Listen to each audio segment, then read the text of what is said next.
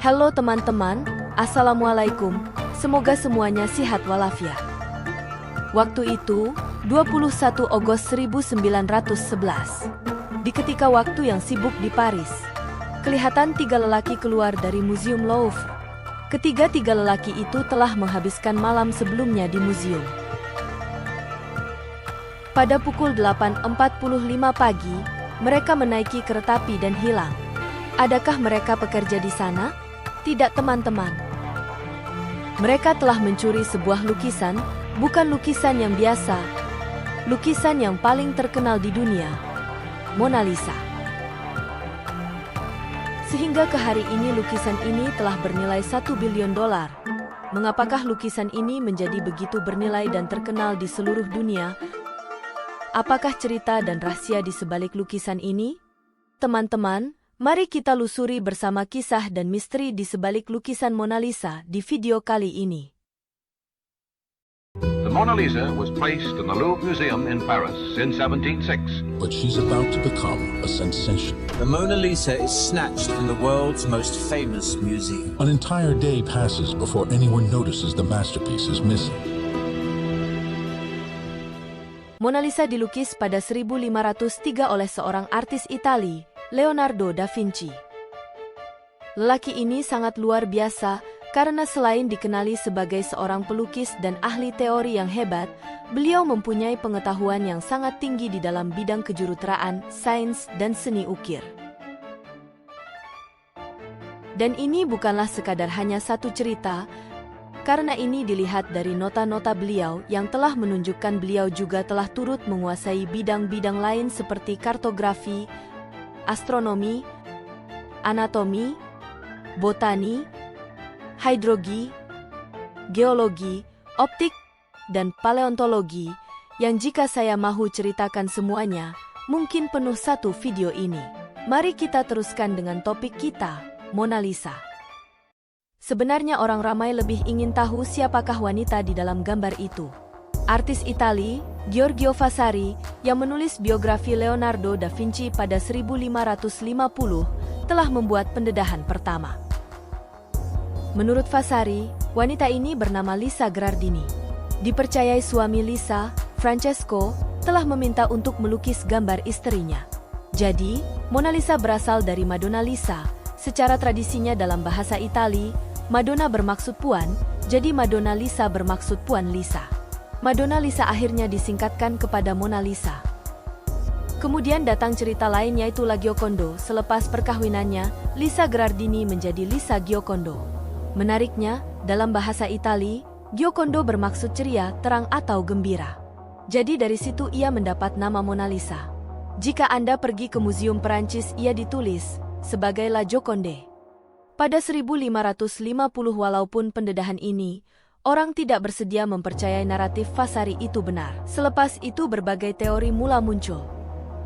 Ada yang mengatakan ia adalah ibu Leonardo da Vinci, ada yang mengatakan ia adalah ratu dari Itali, tapi teori yang paling menarik ialah Da Vinci sebenarnya melukis dirinya sendiri di mana beliau ingin melihat bagaimana rupanya sebagai seorang wanita. Seorang artis, Lillian Schwartz dalam artikelnya pada 1987 telah menggunakan alat digital untuk membuktikan persamaan Da Vinci dan Mona Lisa. Walau bagaimanapun, hingga ke hari ini, fakta yang boleh dianggap pasti ialah wanita di potret itu ialah Lisa Giocondo.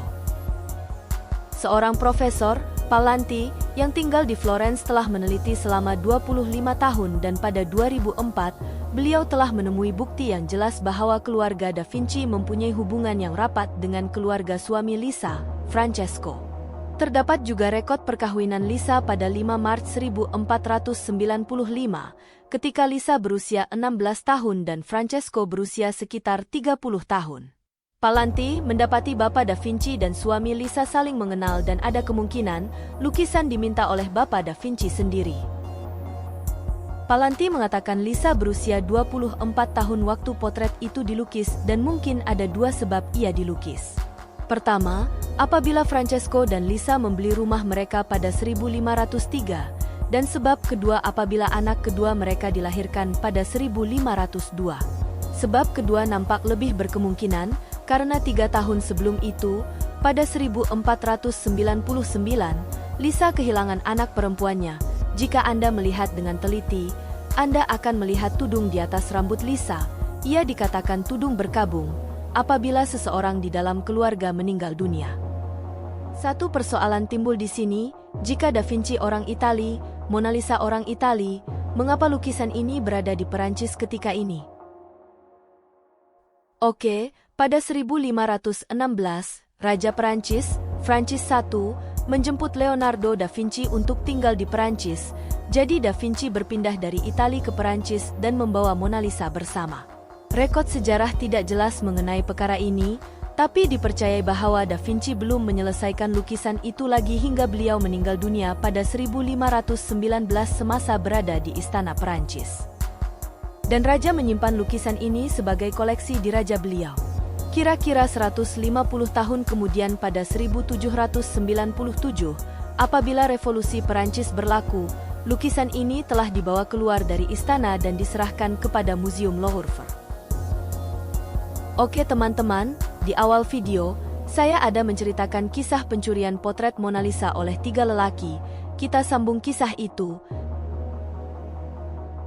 Dalang pencurian itu ialah Vincenzo Perugia. Dia mencuri bersama 2 orang rakannya. Perugia adalah nasionalis Itali, dia percaya lukisan itu milik Itali bukan Perancis. Selepas mencuri, mereka membawanya ke Itali. Oke teman-teman, sebelum saya menyambung kisah Vincenzo Perugia, kita lihat dulu kenapa lukisan ini begitu istimewa. Mona Lisa tidak dicat di atas kertas, kanvas atau kain, sebaliknya ia dicat pada kayu poplar, kayu kegemaran pelukis Itali. Lukisan ini juga tidak besar, ia berukuran 77 cm x 53 cm, tapi pada zamannya di Itali, ini adalah yang pertama, lukisan yang memberikan tumpuan begitu dekat dengan orangnya. Jika Anda membandingkannya kepada zaman ini, lukisan ini adalah biasa, tapi pada zaman itu tiada siapa yang mampu melukis sebegitu. Dari penggunaan warna keseluruhan lukisan ini, ada banyak warna coklat dan kuning. Ia kelihatan sangat kuning, hingga seorang profesor menetapkan yang Lisa sebagai pesakit kolesterol. Sebenarnya ada 2 sebab penggunaan warna ini. Pertama, lapisan varnis digunakan pada lukisan supaya kelembapan tidak menjejaskan lukisan, karena ia dilukiskan di atas kayu. Kedua, pelunturan akibat massa. Pada asalnya lukisan ini terang dan berwarna-warni. Ada beberapa pelukis telah melukis semula untuk melihat keadaan asalnya. Da Vinci menggunakan gaya lukisan yang istimewa yaitu sfumato, yaitu teknik penggabungan. Latar belakang yang Anda lihat pada lukisan adalah lanskap lembah Arno, di Itali. Tidak ada sempadan atau garis besar yang jelas antara latar belakang dan Mona Lisa, dan di sesetengah tempat, rambut Mona Lisa diadun bersama lanskap. Inilah rahasia di sebalik senyuman misteri Mona Lisa. Lihatlah senyuman Mona Lisa dengan teliti, semakin Anda melihat senyuman itu, semakin serius wajah itu akan kelihatan, tetapi coba Anda melihat ke mata Mona Lisa, tiba-tiba Anda akan lihat Mona Lisa tersenyum lebih banyak. Jika Anda lihat di mana-mana bagian lukisan, sama ada latar belakang, dahi Mona Lisa atau matanya, Anda akan melihat kesannya. Wajah Mona Lisa mula tersenyum lagi apabila Anda tidak memberi tumpuan kepada senyumannya. Untuk menyempurnakan senyuman ini, Da Vinci menghabiskan masa yang paling banyak di Hospital Florence. Beliau mengkaji otot muka dan saraf dari mayat untuk melihat bagaimana gabungan itu mencipta senyuman. Beliau menulis di dalam bukunya, otot-otot yang menggerakkan bibir lebih banyak pada manusia daripada mana-mana hewan. Beliau menjelaskan sangat sukar untuk membedah otot bibir karena ia kecil dan banyak. Semasa percobaan ini juga beliau mengkaji kuda. Dalam nota beliau, perhatikan sama ada otot itu menaikkan lubang hidung kuda, adakah sama dengan manusia? Rasanya tidak ada mana-mana pelukis yang membedah kuda dan bibir manusia, karena inginkan ketepatan lukisan bagi sebuah senyuman. Obsesi Da Vinci tidak berakhir di sini, beliau melakukan penyelidikan tentang optik juga. Dia mendapati bahwa sinaran cahaya tidak bergabung bersama menjadi satu titik di mata kita. Sebaliknya mereka tersibar di seluruh retina. Pusat retina, dikenali sebagai fovea, membantu kita melihat butiran terbaik. Retina yang selebihnya mengambil bayang-bayang dan image hitam putih lebih banyak. Beliau memberi tumpuan kepada bayang-bayang sedemikian rupa sehingga jika Anda melihat potret Mona Lisa dalam penglihatan secara sisi, Anda seperti melihat Mona Lisa berada di seberang, dan walaupun Anda tidak memberi perhatian kepada Mona Lisa, kesan senyumannya masih ada. Apabila Anda melihat senyumannya dengan teliti, Anda akan melihat bahwa garis tengahnya adalah garis rata. Itulah sebabnya apabila Anda melihat senyumannya, seperti dia sama sekali tidak tersenyum. Di satu sudut lain, bayang-bayang yang dibuat menggunakan teknik sfumato mempunyai kesan yang apabila Anda melihat di tempat lain, penglihatan sisi Anda akan melihat senyuman itu melalui refleksi bayang-bayang. Dan kemudian Anda merasakan bahwa Lisa tersenyum. Hebat bukan? Tapi, sebenarnya lukisan Mona Lisa ini ada dua. Ini bukan teori konspirasi, itulah kebenarannya. Begini ceritanya. Pada tahun 1504, pada masa yang sama potret Mona Lisa dilukis, seorang lagi pelukis legenda, Raphael, telah membuat lakaran dengan menggunakan ink dan pen. Ini lakarannya. Jika kita membuat perbandingan dengan potret Mona Lisa asli di Louvre, Anda boleh lihat perbedaan yang besar. Pada lakaran Raphael, Anda boleh melihat dua jalur di belakang Mona Lisa. Penyelidik percaya, Raphael pasti telah melukis berdasarkan lukisan Mona Lisa asal dan penyataan ini diterima masyarakat. Tetapi teori ini telah disangkal oleh sejarawan Jerman pada 1993. Dan Profesor Palanti, yang telah mengkaji selama 25 tahun Mona Lisa ini, mengesahkan bahwa Raphael tinggal berdepan dengan rumah keluarga Giocondo di Florence. Jadi, ini bermakna lukisan Raphael adalah asli, dengan perempuan, dan posisi yang sama? Seperti sukar untuk dipercaya ya. Sebelum Perang Dunia Pertama, Hugh Blacker, seorang pengumpul dan pakar seni, telah menjumpai sebuah lukisan mirip lukisan Mona Lisa di sebuah kediaman mewah, dan ia dipercayai telah berada di kediaman itu selama 100 tahun. Ia digelarkan Iceworld Mona Lisa, sempena nama tempat Blacker menyimpan lukisan tersebut. Ukuran lukisan ini 3,5 inci lebih tinggi dan 5 inci lebar dari Mona Lisa asal di Louvre. Perbedaan versi Iceworld yang nampak ketara ialah, Mona Lisa tampak lebih muda. Kedua, kepala Mona Lisa tampak lebih ke depan dan mimik muka Mona Lisa jelas dan tidak tampak misterius. Maka pakar-pakar telah mengeluarkan teori mereka, bahwa Leonardo da Vinci telah melukis dua lukisan Mona Lisa, dan lukisan Iceworld yang dijumpai kemudian itu merupakan versi pertama Da Vinci, di mana dia bereksperimen dengan gaya dan ia dilukis ketika Mona Lisa masih muda. Teori ini kekal menjadi perbahasan hingga kini. Pada 2010, Yayasan Mona Lisa memulakan siasatan ke atas lukisan Mona Lisa kedua ini untuk mengetahui rahasia di belakangnya. Dan mereka telah mengeluarkan teori baru, mengatakan, wajah dan tangan Mona Lisa ini dilukis oleh Da Vinci, tapi latar belakangnya dilukis oleh artis yang lebih rendah, atau mungkin seseorang yang bekerja di bengkel Da Vinci. Kedua-dua teori ini tetap menjadi teori semata-mata karena tiada bukti kukuh yang ditemui. Oke, kembali kepada pencurian tadi.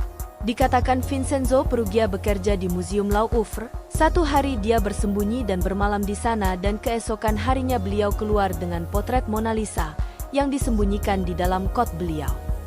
Kisah kecurian ini menjadi berita besar di seluruh dunia dan polis tidak dapat menemuinya.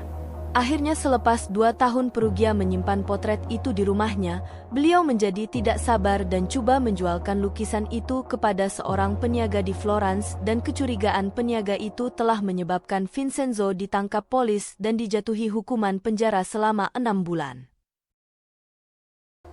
Pada Januari 1914, potret Mona Lisa digantung semula di Museum Louvre, kali ini dengan keselamatan dan pemeliharaan lukisan yang lebih ketat.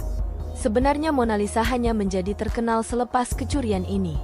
Sebelum ini Mona Lisa tidak diketahui ramai dan hanya yang berminat dengan seni lukisan sahaja yang tahu, tetapi selepas berita kecurian itu, ia menjadi viral di kalangan masyarakat dunia.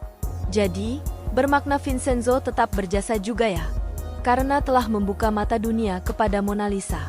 Oke teman-teman, terima kasih karena bersama hingga akhir cerita. Semoga berjumpa lagi dan dimurahkan rezeki semuanya.